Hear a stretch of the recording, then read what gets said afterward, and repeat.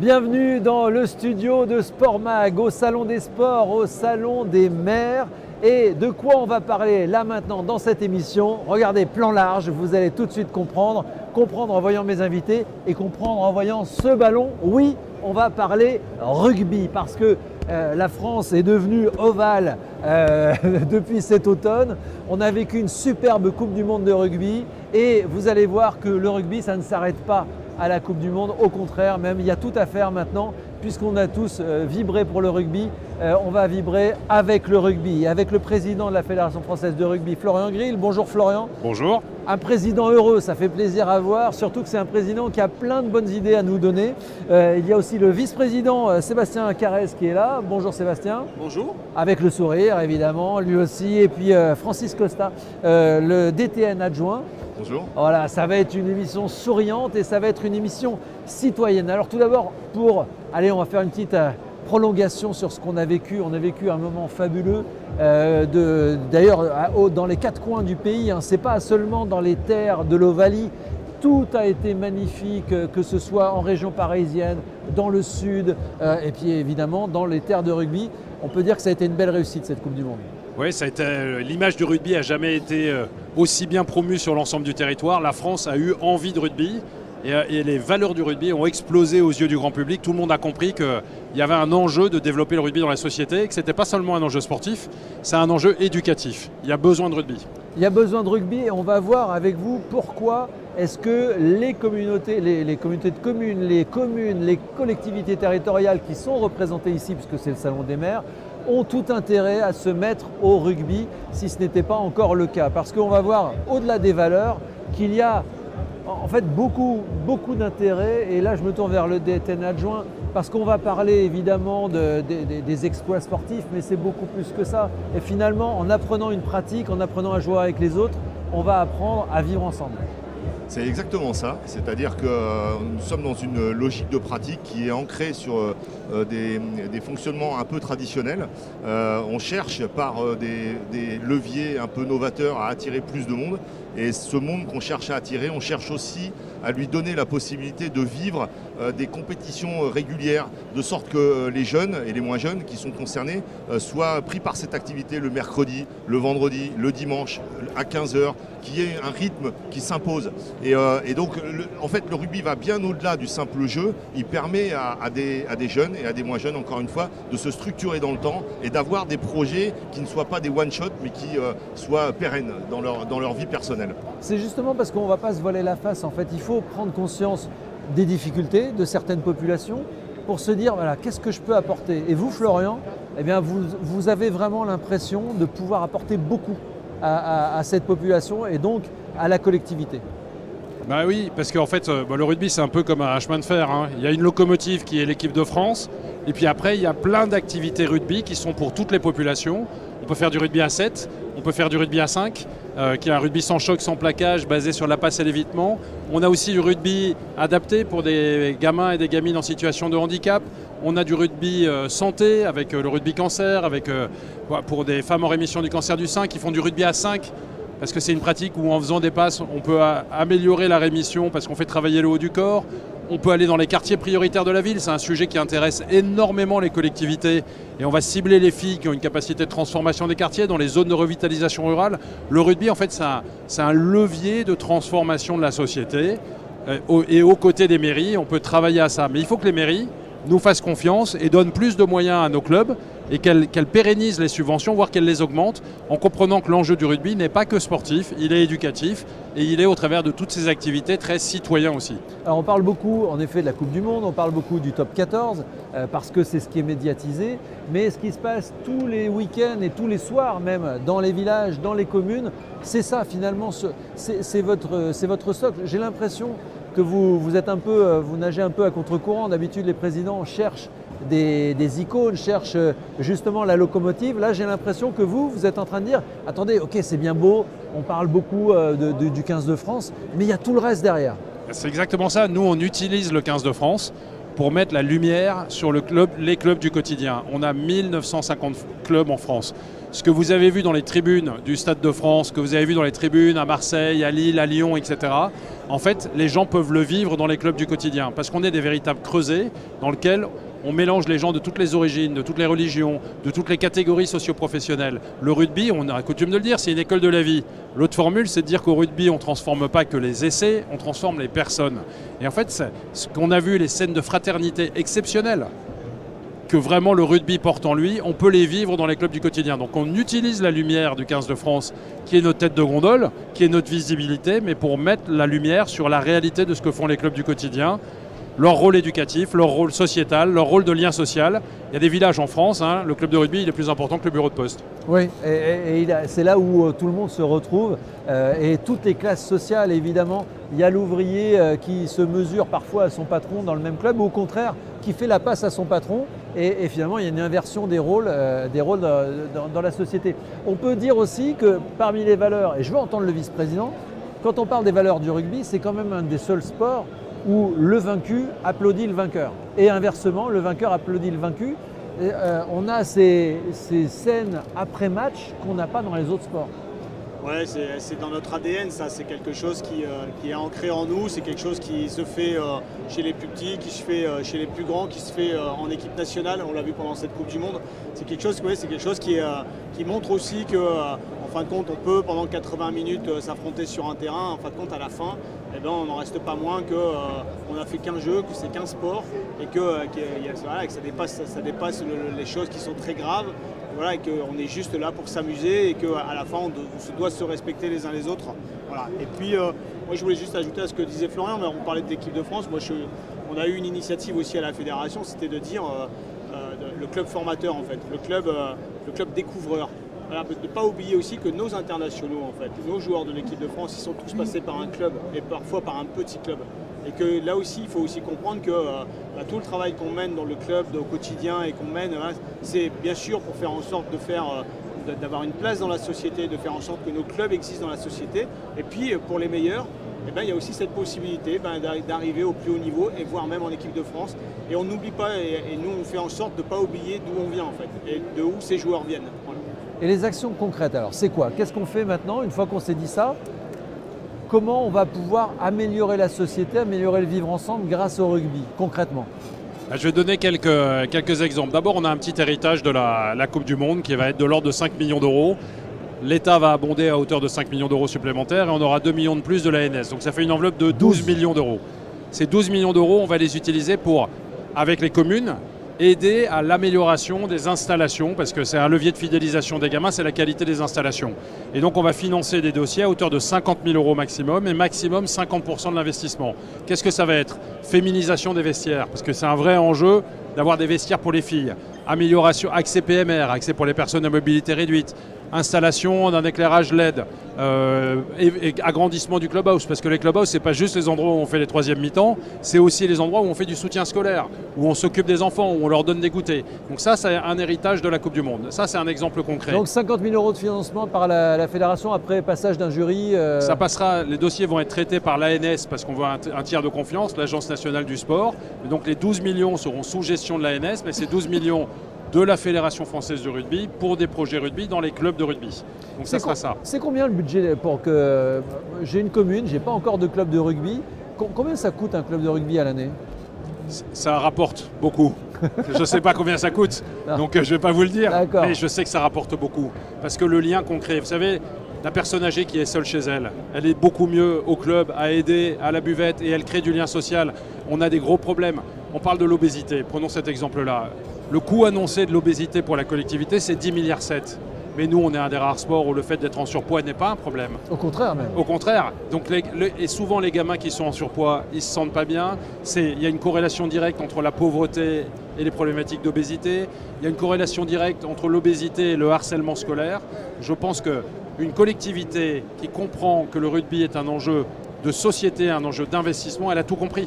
Et donc moi je ne veux pas savoir combien ça coûte d'avoir un club de rugby. Ce que je dis, c'est que ça va énormément vous rapporter à la collectivité.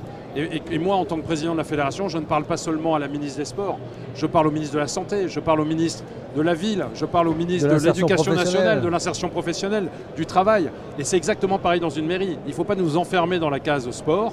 Il faut comprendre que le rugby est un enjeu de société, que la société s'est longtemps organisée autour de clochers et qu'on est, on le dit souvent tous les trois, les hussards de la République. On est des endroits où on défend le faire nation à un niveau local. Pour une collectivité, ce n'est pas un coût, c'est un investissement. Il y a aussi un ministère auquel on peut s'adresser, c'est le ministère de l'Intérieur, parce que quand vous apprenez des règles aux plus jeunes, quand eux-mêmes chez eux il n'y a pas de règles, quand dans leur quartier il n'y a pas de règles, il y a des règles au club. On leur apprend à respecter les règles, à respecter un horaire, à respecter une assiduité, à respecter l'autre, quelle que soit son origine. Là aussi, c'est quand même un bien pour la société. Ça rejaillit ensuite. Bon, la première des règles qu'on apprend, c'est le respect. Et on apprend aussi à gagner et à perdre. Et c'est très important d'apprendre à gagner et à perdre. Et d'apprendre à gagner et à perdre dans la dignité. Sébastien, il parlait de la haie d'honneur. Voilà. Ça fait partie des valeurs du rugby. Qui peut dire que le respect n'est pas essentiel à la société? Le respect, il est fondamental dans la société. C'est ça qu'on doit apprendre à nos gamins. La raison pour laquelle les parents mettent leurs enfants à l'école de rugby, c'est parce qu'ils savent que ça va être une école de vie et qu'on va leur apprendre ces valeurs-là. Et on apprend même à respecter l'arbitre. Et c'est vrai que si on se souvient de la façon dont on est sorti de la Coupe du Monde, il y a eu quelques déclarations, une déclaration, on va dire, d'un joueur majeur du 15 de France derrière, mais qui s'est vite excusé, qui a vite rétro-pédalé. Sur le coup, on ne peut pas lui en vouloir. Mais après, en fait, on n'a rien entendu contre l'arbitrage. Alors qu'on aurait pu. Nous, on l'a fait. Moi qui ne suis pas rugbyman, j'ai dit que c'était à cause de l'arbitre, mais les joueurs, la fédération, je ne vous ai pas entendu, Florian, démonter l'arbitre. Non, c'est même l'inverse. Nous, on est venu en protection des arbitres. Vous savez, au rugby, le respect est la valeur cardinale. Donc, de toute façon, on respecte l'arbitre. Il fait partie de l'aléa du jeu. Le ballon, il est ovale chez nous. Il peut rebondir dans un sens ou dans un autre. On l'accepte. On l'accepte et on accepte la sanction. Le match, il ne sera pas rejoué. Et on se concentre avec lucidité sur ce qui a marché et ce qui n'a pas marché. Sur ce match, on prend 4 essais. Donc, la réalité, c'est qu'il ne fallait pas prendre 4 essais. Et on aurait pu gagner le match et on n'a pas pris 4 essais. L'arbitre fait partie des aléas du jeu. Les décisions ne sont jamais toutes noires ou toutes blanches. Donc parfois la pièce ne tombe pas du bon côté. C'est comme ça. Et au rugby, on apprend ça. Et ça fait partie de la dignité du rugby, de respecter les arbitres. Qu'est-ce qui fait que jusqu'à maintenant, il y avait des terres de rugby et des terres qui étaient complètement hermétiques au rugby? Qu'est-ce qui fait que ça a changé? Je peux vous reprendre parce que c'est des choses que je vis en étant des Hauts-de-France. Il n'y a pas de terre hermétique au rugby en fait. Il y a des terres de rugby partout. Moi, j'ai grandi en Lorraine. Honnêtement, à part, il y avait Verdun. Mais personne ne jouait au rugby autour de moi. Verdun, et vous avez Metz qui a sorti Morgan Parra. Voilà. Oui, c'est vrai. Non, alors Verdun et Metz, ça en fait deux. Mais je peux vous dire que nous, en fait, quand on était jeunes, on avait le choix entre ping-pong et foot ou tennis. Alors c'est sûr que peut-être qu'il y a eu une implantation plus forte d'autres sports. Dans les Hauts-de-France, on a le football. Le football est très implanté et tant mieux. Enfin, il n'y a pas de concurrence là-dessus. L'idée, c'est de se dire que en fait, toute la France est une terre de rugby. Aujourd'hui, quand on a 65 clubs dans les Hauts-de-France, quand on a 65 ou 66 en Bretagne, quand on en a... Voilà. La seule différence peut-être, et c'est ce que je dis souvent, c'est que dans les terres comme le Grand Est, les Hauts-de-France, aujourd'hui, il manque juste une vitrine. Oui. Il manque juste le coup de projecteur tous les 15 jours avec un match de top 14 ou un match de Pro D2. Ce qu'a réussi à faire la Bretagne. La Bretagne aujourd'hui, c'est un exemple à suivre. Avec Vannes, qui est là, donc avec une terre qui est plutôt en développement, et en même temps une locomotive qui met tout le monde sur le bon chemin là, et puis on arrive en fin de compte à avoir cette chose qui change, cette vision qui change autour de l'activité, parce qu'on a à la fois du développement et du haut niveau. Aujourd'hui, on a juste besoin d'avoir ce petit coup de projecteur supplémentaire sur les régions qui sont un tout petit peu moins avales. Alors on l'a avec La Rochelle. La Rochelle ou Toulon. On ne pouvait pas dire que la Charente était une terre vraiment de rugby. Là maintenant, on le sait. Le Sud aussi, on avait François Pesanti tout à l'heure sur ce plateau, le patron du RCT, et qui disait combien en fait les Toulonnais étaient devenus très fiers de leur équipe de rugby.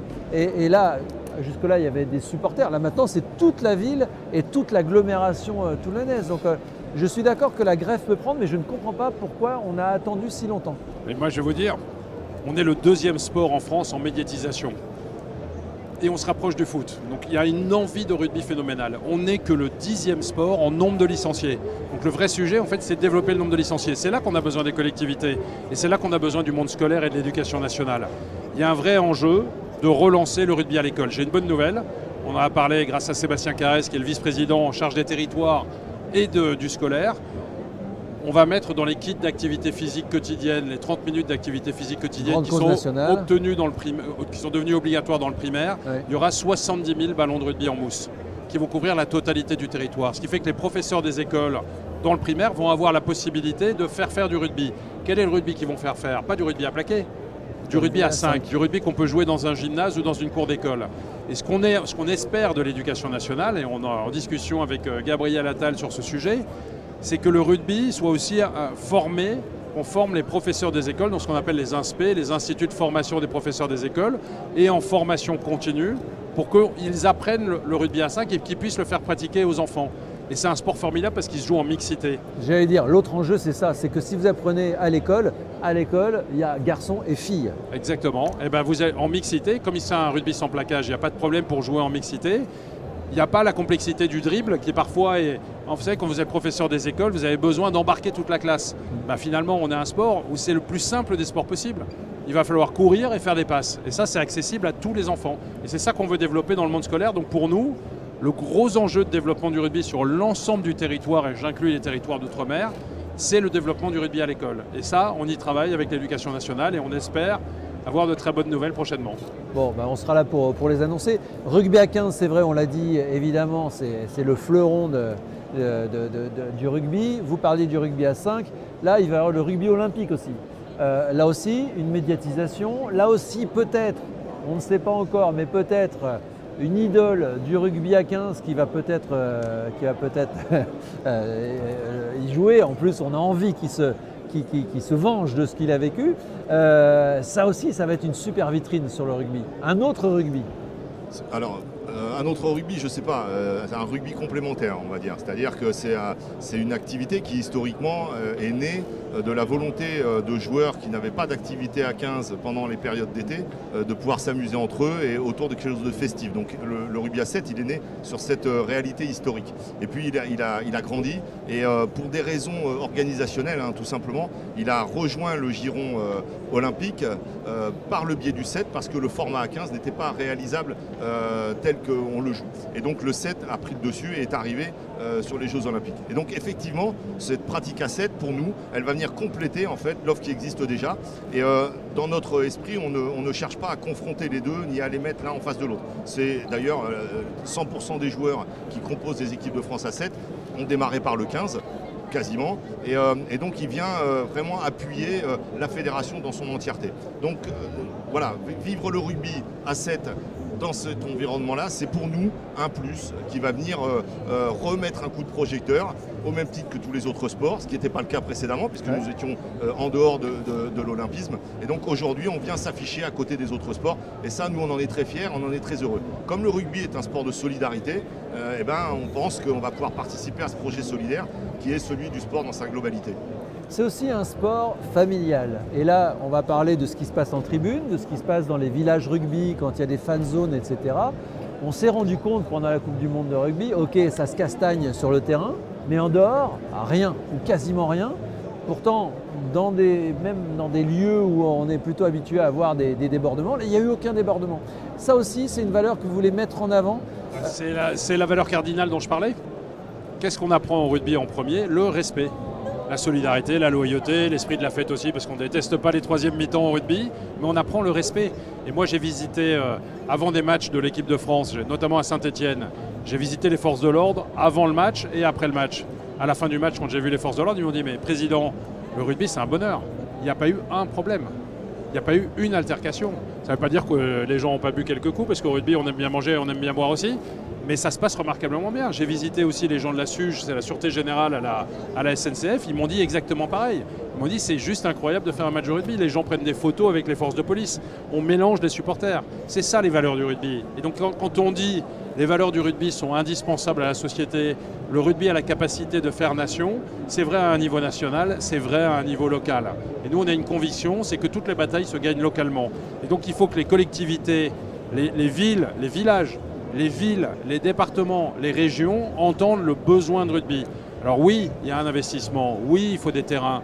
On peut commencer par une antenne d'école de rugby sur un terrain de football, le cas échéant. S'il y a des créneaux, on ne va pas embêter nos amis du foot. Mais on peut facilement faire du rugby, on peut faire du rugby à 5 dans une cour d'école. Il faut développer le rugby dans la société. La société en a besoin et ça fera du bien, éducativement parlant, à nos enfants. Quel est votre objectif? Est-ce que vous avez un objectif chiffré? On a un objectif déjà chiffré sur les féminines, où on veut atteindre les 100 000 licenciés féminines. On part de 35 000 aujourd'hui. Et après, là, on a 15% de croissance du nombre de licenciés post-Coupe du Monde. Mais franchement, il y a un potentiel énorme de développement du rugby. 2e en médiatisation, 10e en nombre de licenciés. Donc on ne s'est pas donné de chiffres. Mais si on est aidé par les collectivités, si les collectivités comprennent l'enjeu sociétal, l'enjeu éducatif, et qu'on fait ce qu'il faut pour les installations. Il y a des filles qui ne font pas de rugby aujourd'hui, pas parce qu'elles n'ont pas envie de faire du rugby, mais parce qu'elles n'ont pas de solution de proximité. Parce qu'il n'y a pas de vestiaire. Parce qu'il n'y a pas de vestiaire. Ça, c'est incroyable. Il ne doit pas y avoir un vestiaire, il ne doit pas y avoir un club de rugby en France où la collectivité n'a pas fait le nécessaire pour permettre du rugby féminin. Il faut des vestiaires féminins partout. C'est un enjeu même, c'est un enjeu d'équité.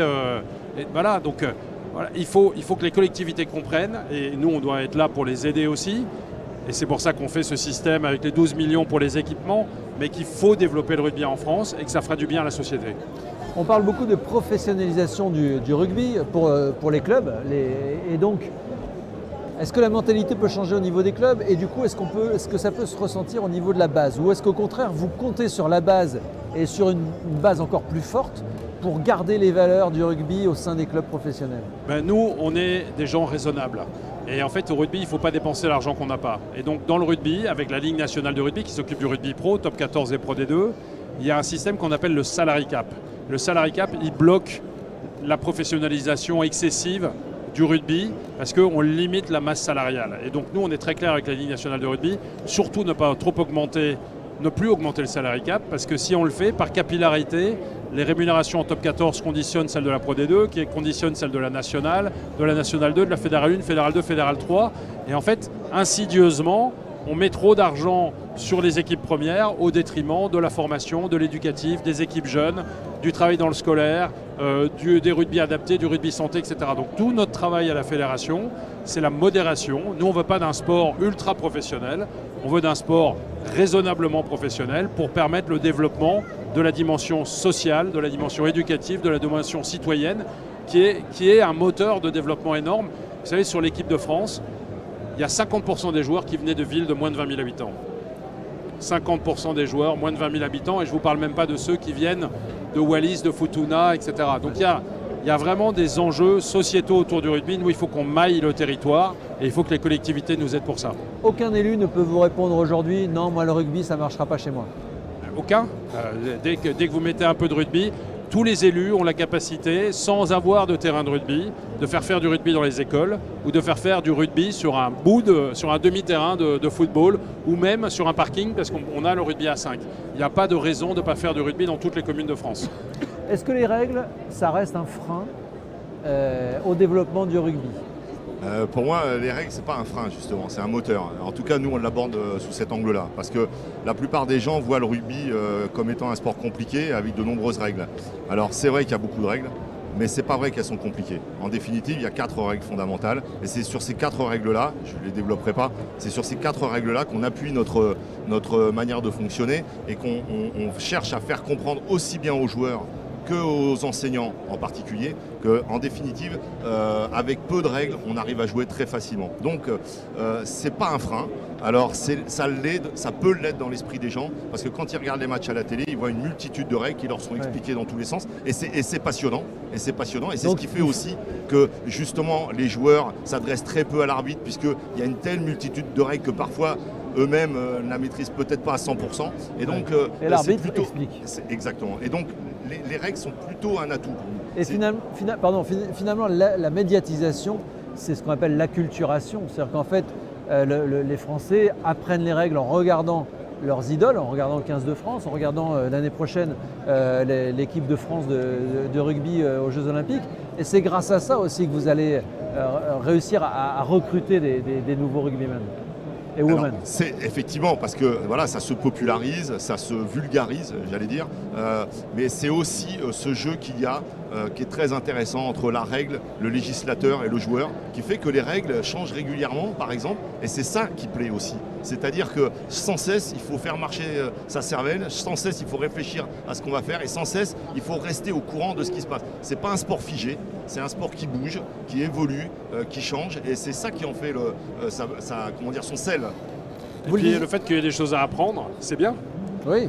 Moi, je trouve que le rugby soit pas un sport ultra facile n'est pas forcément quelque chose de négatif. Il y a un monsieur qui est passé. Oui, il y a un monsieur qui est Peut-être passé. qu'il a envie de faire du rugby avec nous. C'est ce qu'on appelle un hors-jeu dans le rugby. Là, c'est un hors-jeu direct, là, franchement. Mais personne n'a osé le plaquer. On sait encore se tenir. Mais c'est parce que Francis Costa ne sait pas plaquer, c'est pour ça. Il s'est plus souvent fait plaquer qu'il n'a plaqué. Mais voilà, bon, c'est ça. Après, c'est un spécialiste des combinaisons. Ne regarde pas. Voilà. Non, vous disiez tout à l'heure. L'apprentissage. Oui. Le fait qu'il y ait une forme de complexité, même si le rugby est en fait beaucoup plus facile qu'on ne le croit. Mais voilà, on a des choses à apprendre. Moi, ça ne me déplaît pas, le fait qu'il y ait un petit temps d'initiation dans le rugby. Le rugby ne se livre pas d'un coup. Ça suppose de travailler un petit peu. Ça fait partie de l'apprentissage. On dit école de rugby, école de la vie. Ça fait partie de l'apprentissage. Gagner, perdre, apprendre des règles. Parfois rentrer dans la subtilité de certaines règles. Ça fait partie de l'apprentissage. C'est nécessaire à la société, à l'éducation des enfants. Et puis le fameux no pain, no gain. C'est-à-dire qu'en fait, voilà, pour gagner, il faut travailler. Et ça, c'est une valeur évidemment à inculquer. Si je peux juste me permettre, ça va dans le sens de ce que vient de dire Florian. En fait, le rugby, c'est pas un sport qui vient à vous. C'est vous qui devez aller vers le rugby. Il y a un voyage entre les deux qui est important. Et c'est une vraie démarche. Et nous, notre travail, notre rôle consiste justement à prendre les gens par la main et les emmener avec nous vers ce sport. Et ce sport viendra à eux. Mais c'est vraiment dans ce sens-là que ça marche. C'est pas quelque chose de simple. C'est quelque chose vers lequel il faut se bouger en fait. Et c'est aussi la fierté justement de rentrer dans une communauté, de rentrer dans un mouvement et d'apprendre des nouvelles règles. C'est vrai que l'apprentissage, c'est une source de fierté. Vous le disiez tout à l'heure, donc il y a du sport adapté. Alors attention, le rugby fauteuil, lui, c'est du rugby, mais c'est pas vraiment... Enfin, on est assez éloigné, mais en revanche, le sport adapté, le sport mixte, le sport en effet avec un ballon en mousse pour jouer en scolaire, en fait on a toute la gamme pour que tout le monde puisse y jouer. Et ça aussi c'est important quand vous allez voir un élu, de dire il n'y a pas un citoyen de votre communauté qui ne peut pas se mettre au rugby. C'est ça, on a toute une gamme de rugby. On a du rugby sans plaquage, on a rugby avec plaquage, on a le 15, on a le 7, on a ce rugby à 5. On peut le jouer jusqu'à 70 ans, on peut le jouer avec des problématiques de santé, y compris des problématiques de maladies chroniques. Donc vraiment, il y a, bien sûr, tout le monde pense rugby et voit ce qu'il voit à la télé. Mais la réalité est très différente. Et même dans les écoles de rugby, on a un apprentissage très très progressif du contact. On a une pratique qu'on appelle le toucher plus 2 secondes. Donc les enfants découvrent, apprennent très progressivement le plaquage et on joue en sécurité au rugby. Et puis on a inventé toute une série de règles qui permettent de jouer en sécurité, oui. Les cartons bleus, etc. Plein de choses qui permettent vraiment de sécuriser complètement. Donc mettez vos enfants au rugby, les collectivités investissez dans le rugby. La collectivité, la ville, le village s'en portera beaucoup mieux. Et vous le disiez, pour la sécurité, on a interdit beaucoup de gestes aussi, des plaquages hauts, enfin des gestes qui jusque-là étaient tolérés et qui causaient des gros problèmes de santé. Là, aujourd'hui, on est en sécurité, c'est-à-dire qu'on peut jouer au rugby en toute sécurité. On n'enlèvera jamais 100% des risques, mais les gens prennent beaucoup plus de risques à ne pas faire de sport, et les gens prennent beaucoup plus de risques aussi en prenant leur voiture le matin et en circulant. Le risque, il existe, on ne va pas le supprimer complètement, mais franchement, les règles qu'on a mises en place, la détermination de la fédération sur tout ce qui est protection des pratiquants, toutes les démarches qu'on a mises en œuvre pour les commotions avec les cartons bleus, etc., franchement, on peut jouer au rugby en sécurité si les règles sont bien appliquées, si les arbitres les appliquent strictement, et c'est pour ça qu'il faut respecter l'arbitre, si les commissions le font strictement, et c'est notre responsabilité de continuer à faire évoluer les règles du rugby, et on le fait y compris à World Rugby, pour qu'elles sécurisent encore plus, toujours plus les pratiquants, sans supprimer 100% du risque, ça ne sera pas possible. Vous êtes le nouveau président. Quand je dis nouveau, ça fait quelques mois, c'est ça? Ouais, 5 mois à peu près. 5 mois. Si vous deviez laisser une trace dans le rugby, votre mandat, ce serait quoi? Ce serait justement ça? Ça serait celle avec Sébastien de remettre le rugby à l'école et que tous les professeurs des écoles soient formés au rugby à 5 et qu'on puisse rediffuser le retour du rugby à l'école. Ce serait ça, s'il y avait une trace, ça serait la priorité absolue. Donc ça passe par 2 biais, le ministère de l'Éducation nationale, donc Gabriel Attal, et aussi les élus qui sont responsables des écoles. Et donc, c'est par là que vous allez aller. C'est notre priorité, c'est la raison de notre présence ici, en faisant entendre que le rugby est un enjeu citoyen, avec toute cette dimension. Nous, on veut transformer la fédération en fédération à mission, assumer le rôle sportif, plus le rôle éducatif, plus le rôle citoyen, et l'inscrire dans nos statuts et faire entendre ce sujet-là pour que les mairies, les collectivités comprennent à quel point le rugby est essentiel à la société et à l'évolution de nos enfants. Et pour finir justement, puisque c'est un vrai sujet dans les écoles, le harcèlement, vous en avez parlé tout à l'heure, c'est vrai que là, même quelqu'un qui a un surpoids, même quelqu'un qui a un problème physique ou qui est plus grand ou qui est plus petit, il peut trouver sa place et il peut trouver de la fierté et il peut donner de la fierté aussi à ses camarades. Et dans nos clubs de rugby, des exemples comme ça, on en a des milliers. Et des exemples très connus, je le dis très naturellement parce qu'il en parle lui-même, Abdelatif Benazi, ancien capitaine de l'équipe de France, 75 sélections, etc. Lui, il vous dit, mais moi quand j'étais gamin, j'étais plus grand, j'étais plus gros que les autres, mais je me sentais pas bien dans ma peau. Le rugby m'a sauvé. Un jour, on m'a tendu la main, on m'a dit tu prends le ballon, tu vas tout droit, etc. Et il a pris confiance en lui. Et des exemples comme ça, on en a des milliers dans tous les clubs. Et vraiment, le rugby pour des gamins ou des gamines qui sont en surpoids, il faut que les parents les envoient, il faut que les médecins nous les envoient, il faut que les collectivités nous les envoient parce qu'ils vont trouver dans le rugby, c'est une deuxième famille. Et ils vont trouver cette deuxième famille, ils se sentiront bien. Et ce qui peut être perçu comme un handicap sera en fait une force. Et puis on les aidera à faire du sport et du coup, ils traiteront en partie leurs questions de surpoids. Faire partie du groupe, si vous êtes parent, allez voir votre maire et demandez-lui de créer un club de rugby si ça n'existe pas. Prenez le ballon, faites la passe au maire. Non, je voulais juste finir, il y a une place pour tout le monde. C'est le slogan qui va sortir dans quelques jours là, à la fédération, c'est venez au rugby, il y a une place pour tout le monde. D'ailleurs, on le voit à l'image, regardez, quel que soit votre physique, vous trouverez votre place. Et c'est ça qui est beau, merci, la preuve par l'image. Merci beaucoup, je vous rappelle, on a dit pourquoi il fallait qu'il y ait du rugby dans toutes les communes. Francis Costa, merci beaucoup, vous êtes le DTN adjoint de la Fédération Française de Rugby. Sébastien Carrez, vous êtes le vice-président de la Fédération et vous êtes en charge, et vous avez compris que la mission est très importante, en charge du rugby école, donc il va falloir y aller. On met la pression tout le temps. Eh oui, j'ai vu ça, oui, mais c'est ça aussi le monde de la vallée, c'est mettre la pression sur l'autre, mais être solidaire. Et puis vous, Florian Grill, le président de la Fédération Française de Rugby, vous avez une lourde tâche, c'est de transformer l'essai. On a vécu une superbe Coupe du Monde de rugby. Maintenant, voilà, je vous passe la balle parce que c'est à vous de jouer. Merci beaucoup. Merci beaucoup pour l'interview. Allez, on se retrouve dans très peu de temps. Et vive le rugby. Dans une minute sur le plateau de Sport Mag.